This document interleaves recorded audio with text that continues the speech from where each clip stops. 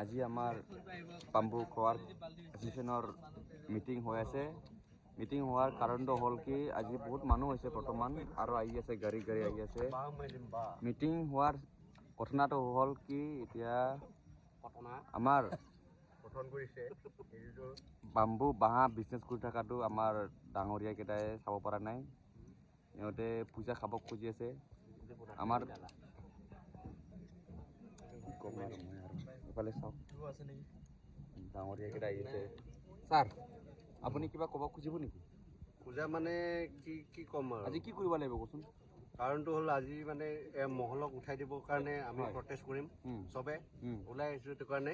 আৰু মানুহটো আজি কমচে কম আৰু হাজাৰ ওপৰত এনেতো আমাৰ টাৰ্গেট আছিলে 2000 বা 3000 তথাপিও 1000টো ওলাব লাগে আমাৰ মাজত। এতিয়া মই যে ছাৰ আপোনাক ক'ব খুজিম যে এইটো মেইন কথাটো হ'ল আমাৰ কাৰ্বি আংলঙৰ CMৰ ফালে অলপমান কথাটো যাব লাগিব, CM ৰিপৰ্টটো যাব লাগিব।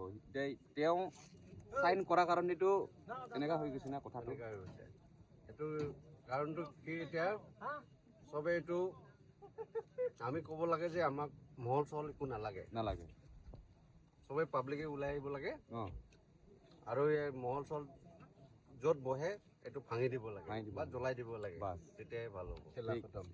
পইচা হৈ যাম। ছাৰ আপুনি কি ক'ব খুজিছে? মই ক'ব খুজিছোঁ মানে আমাৰ কাৰ্বি আংলং যিটো CM আছিলে সেইটো আমাৰ ৰাইজকৰ কিবা এটা চাব লাগিব। যেতিয়া এতিয়া মহল বহিছে সেই মহলটো উঠাব লাগে। সেই মহল উঠাব লাগে। যেতিয়া পাব্লিক এটা মহল বহিলে কষ্ট পাব।